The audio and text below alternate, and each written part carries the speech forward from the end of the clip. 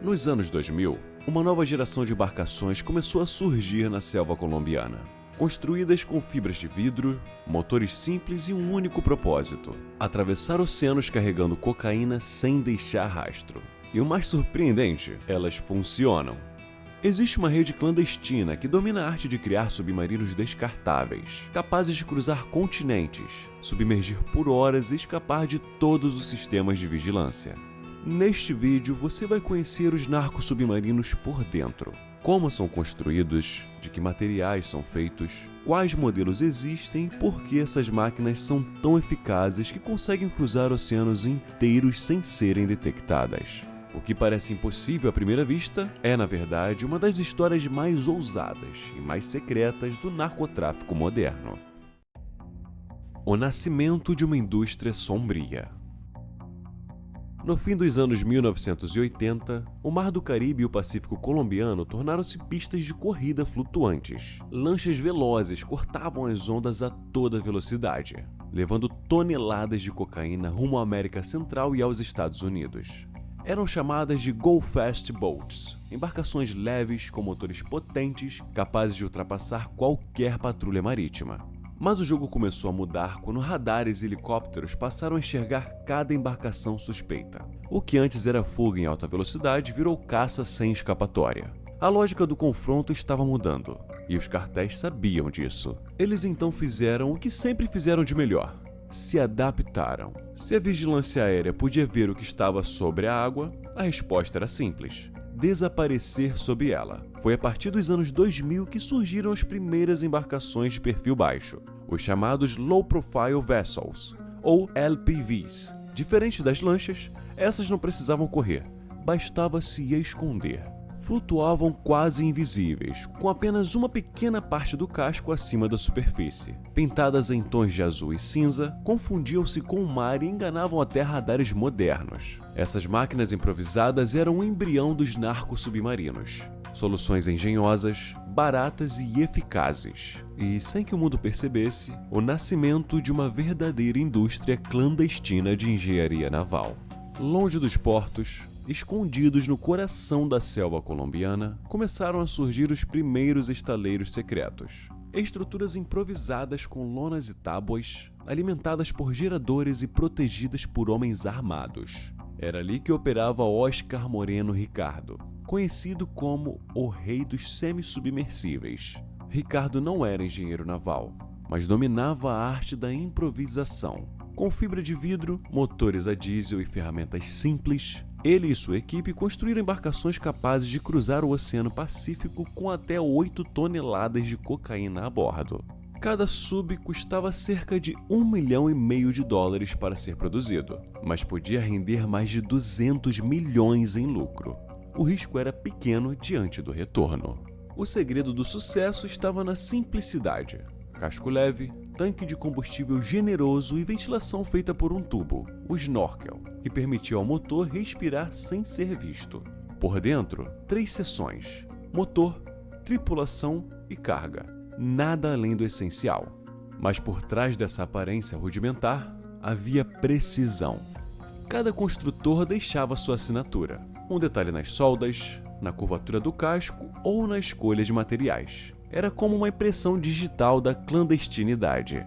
Esses mestres construtores não trabalhavam sozinhos.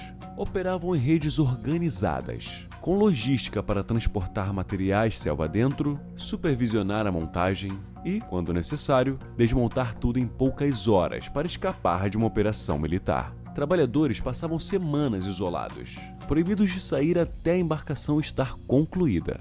Essa combinação de isolamento, engenhosidade e propósito fez surgir o que analistas chamam de guerra assimétrica marítima. Cartéis inovando mais rápido do que os governos conseguem reagir. Para cada nova técnica de vigilância, surgiu um novo tipo de submersível. As autoridades mal conseguiam acompanhar. Estimativas indicam que apenas 14% dessas embarcações são interceptadas. O restante cruza o oceano e desaparece, afundado voluntariamente após o descarregamento para nunca mais ser visto. Com o tempo, os narcosubmarinos se tornaram o método preferido dos grandes cartéis, e a cada apreensão, o prejuízo se transformava em estímulo para novas soluções. cascos mais baixos, motores mais silenciosos, sistemas elétricos. O crime havia encontrado sua própria engenharia naval. E dentro dessa nova lógica, o anonimato se tornou a maior arma. Cada sub era uma aposta. Se chegasse ao destino, a fortuna era garantida. Se fosse pego, o oceano cuidava de apagar as provas. Mas como essas máquinas evoluíram tanto a ponto de cruzar oceanos inteiros, enfrentando tempestades, radares e patrulhas sem jamais serem detectadas? A resposta está na forma como desafiam o próprio mar. Apesar de parecerem frágeis e improvisados, os narcos submarinos conseguem atravessar mares revoltos por um motivo simples. Foram projetados para desaparecer sob as ondas, não enfrentá-las de frente. O casco é pesado, construído em fibra de vidro reforçada e carregado com toneladas de combustível e cocaína, o que abaixa o centro de gravidade e mantém a embarcação quase totalmente submersa. Apenas o tubo de ventilação e a pequena cabine ficam acima d'água. Assim, o vento e o impacto das ondas praticamente não os atingem. Eles também possuem tanques de lastro rudimentares, que permitem ajustar a flutuação e estabilizar a nave em mar agitado. Quando um temporal se aproxima, os pilotos reduzem a velocidade e deixam o casco enterrar na água, navegando lentamente sobre as cristas das ondas. Segundo investigações espanholas, o submersível apreendido na Galícia em 2019 enfrentou 3 tempestades no Atlântico antes de chegar à costa. Uma façanha que revela o quanto essas máquinas, por mais artesanais que pareçam, escondem uma engenharia pensada para sobreviver até mesmo ao pior dos mares. E é justamente dentro dessa engenharia que se escondem os detalhes mais impressionantes: as variações, os modelos e os segredos de cada um deles. Arquitetura do crime. Imagine o silêncio absoluto dentro de um cilindro metálico perdido no meio do oceano. O ar lá dentro é quente. O cheiro é uma mistura de combustível e suor. 5 homens espremidos em um corredor estreito, iluminados apenas por uma lâmpada fraca. Do lado de fora, o mar encobre quase todo o casco. Acima da superfície, apenas uma pequena escotilha e um fino tubo de ventilação. Esse é o narcosub clássico, o primeiro de uma linhagem que redefine o contrabando marítimo. Essas embarcações começaram a aparecer por volta de 2006 e logo se tornaram um novo padrão do tráfico internacional. Medem cerca de 14 metros, são feitas com fibra de vidro e divididas em 3 compartimentos: motor, tripulação e carga. Na parte frontal, os sacos de cocaína, quase 8 toneladas, equilibram o peso e mantêm o casco rente à superfície. No centro, um espaço apertado para os tripulantes. E na parte traseira, um motor a diesel que vibra sem parar. A pintura azul acidentada do casco se confunde com a cor do mar, dificultando a detecção por radares ou aviões. Um desses modelos foi interceptado pela Guarda Costeira dos Estados Unidos, a caminho da América Central. Dentro, havia cocaína avaliada em mais de 200 milhões de dólares. Se os agentes tivessem demorado alguns minutos, os tripulantes teriam ativado a válvula de autodestruição, um sistema que alaga o casco e faz o sub desaparecer nas profundezas. O lema entre eles é direto: sem vestígio, sem caso. Esse modelo marca o nascimento da engenharia clandestina, mas ele também abriu caminho para uma nova geração, ainda mais ousada e silenciosa. Esse é o segundo tipo, o narcosub transatlântico. Ele foi montado no coração da floresta brasileira e partiu de um rio próximo a Manaus com destino à Europa. A bordo estavam 3 homens, um ex-boxeador espanhol e 2 marinheiros equatorianos, sem GPS, sem radar, só uma bússola, o instinto e uma missão.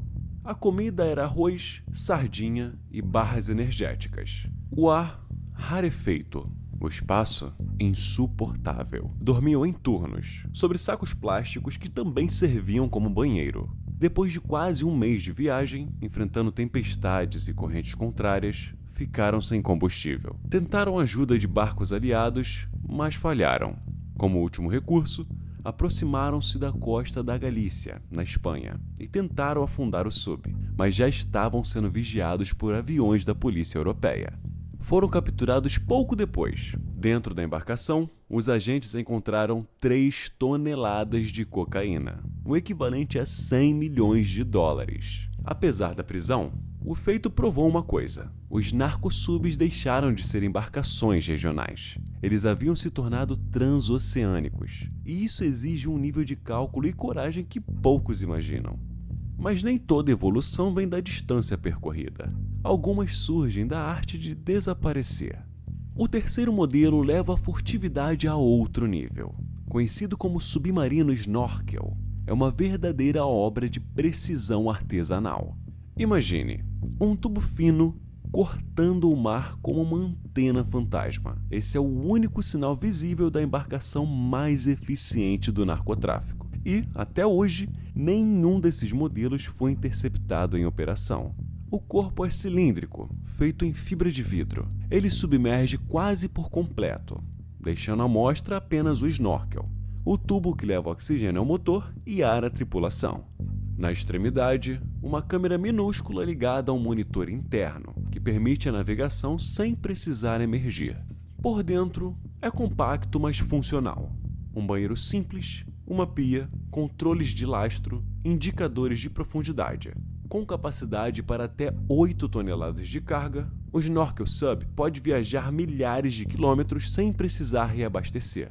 Todos os exemplares conhecidos foram encontrados ainda nos estaleiros, o que sugere que essas embarcações cumprem suas missões com sucesso absoluto, invisíveis aos radares, aos olhos e às leis. Se você acha que isso era o ápice da engenharia clandestina, em 2020 surgiu algo ainda mais ousado. Um modelo que até os militares consideraram impossível. E o mais assustador, ele funcionava em silêncio total.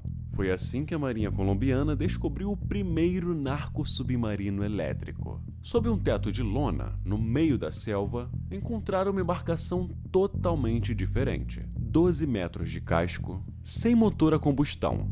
No lugar do tanque de combustível, 10 toneladas de baterias alimentavam 2 motores elétricos, frios, silenciosos, indetectáveis. A autonomia era curta, 12 horas, mas isso bastava. O sub era projetado para ser rebocado por um navio de fachada até próximo do destino. Lá, ele se desprendia e seguia sozinho até o ponto final, sem fumaça, sem ruído, sem rastro térmico. O custo, $1,5 milhão de dólares, para transportar até 6 toneladas de cocaína. Um investimento mínimo, diante de um lucro potencial imenso. Esse modelo representa o auge da engenharia submersiva. Tecnologia limpa, discreta, ajustada para enganar todos os sistemas de detecção conhecidos. A evolução desses 4 modelos, do rudimentar semi-submersível ao sofisticado submarino elétrico, revela algo maior. O mar se tornou uma rota viva, moldada pela necessidade e pela engenhosidade. Cada sub é construído para uma única missão, mas o conhecimento acumulado, esse permanece. A Guerra Invisível. Quando o inimigo mergulhou para debaixo d'água, a resposta precisou evoluir. Hoje, o combate aos narcos submarinos acontece em 2 frentes, no mar e em terra. No mar, aviões e navios patrulham rotas conhecidas em busca de qualquer sinal. Uma mancha, bolhas, uma sombra fora do lugar. Esses indícios viajam rápido entre países, numa corrida contra o tempo para interceptar o sub antes que ele desapareça. Em terra, agentes rastreiam estaleiros clandestinos, fornecedores e financiadores. Cada prisão, cada oficina desmontada é uma tentativa de frear uma indústria que se reconstrói sozinha, porque para cada construtor preso, outro assume, e o ciclo continua. A tecnologia virou aliada e limite. Satélites, drones e sensores térmicos monitoram áreas de risco. Algoritmos buscam padrões anormais, mas os modelos mais modernos seguem escapando. Por isso, a investigação mira o antes da partida: cadeias de produção, rotas de reboque e fluxos financeiros. Mesmo assim, o jogo é desigual. Um narcosub custa pouco e rende milhões. E enquanto esse desequilíbrio existir, novos estaleiros surgirão. Interromper o ciclo exige mais do que interceptações. Pede integração real entre países, leis eficazes e políticas que atinjam a raiz econômica do tráfico. Em menos de 2 décadas, o narcotráfico construiu sua própria marinha, artesanal, mas letal. E a cada novo modelo apreendido, a lição se repete.